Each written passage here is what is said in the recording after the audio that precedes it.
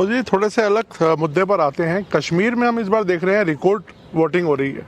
ऐसे ऐसे इलाकों में रिकॉर्ड तोड़ वोटिंग हो रही है जहां पर ऐसा सोचा नहीं जा सकता था।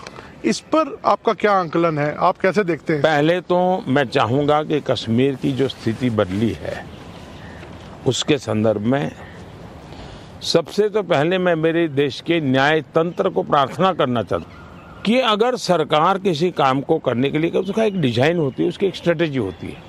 ऐसी समस्याओं के समाधान के लिए उस स्ट्रेटेजी के तहत काम करना होता था। अब उसके लिए कभी मुझे इंटरनेट बंद करना पड़ा, कोई एनजीओ कोर्ट चला गया और वो बड़ा कोर्ट के अंदर बड़ा इशू बन गया। आज समझिए कि भले मैंने कुछ समय के लिए इंटरनेट बंद किया था, लेकिन आज बड़े गर्व के साथ वहाँ के बच्चे कहते हैं कि 5 साल से इंटरनेट बंद नहीं हुआ है, 5 साल से हमें सब सुविधाएं मिल रही है। कुछ दिन तकलीफ हुई लेकिन अच्छे काम के लिए हुई थी। अब वो अदालत के अंदर जब विवादों में चढ़ जाता है तब चीज़ें गड़बड़ा जाती है। तो ऐसे जो एनजीओ हैं जिन्होंने अदालतों के भरोसे लड़ाई लड़ना शुरू किया है, एक तो देश को उनसे बचाना बहुत ज़रूरी है। दूसरा, वहाँ का सामान्य मानवी जब मतदान करता है ना, तब वो सिर्फ किसी को जिताता ऐसा नहीं है जी। मतदान करता है मतलब भारत के संविधान को गले लगाता है। मतदान करता है तब भारत की सरकार बनाने में वो गर्व के साथ भागीदारी करता है।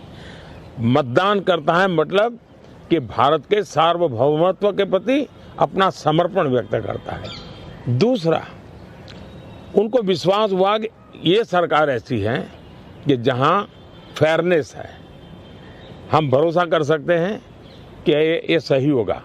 और जब उसको ये विश्वास हो जाता है कि ये कोई हेरा फेरी नहीं हो रही है, तो वो पक्का वोट करने के लिए उत्साह से आता है। और उसका परिणाम है कि आज मतदान यानी 40-40 साल के रिकॉर्ड टूट चुके हैं। मेरे लिए बहुत सबसे बड़ी संतोष की बात है कि मेरे कश्मीर के मेरे भाई बहन, मेरे परिवारजन उमंग और उत्साह के साथ मतदान के लिए आगे आए। उन्होंने मतदान करके दुनिया को एक मैसेज दे दिया है। जो लोग आशंकाएं करते थे उनको एक मैसेज दे दिया है। सर, ये क्या विंडिकेशन है 370 को जो आपने हटाया, इससे क्या लगता है कि आपका ये विंडिकेशन है कि जिस तरह से अब 370 ये सिर्फ एक 5-4 परिवारों का ही एजेंडा था जी। ये न कश्मीर की जनता का एजेंडा था, न देश के लोगों का एजेंडा था।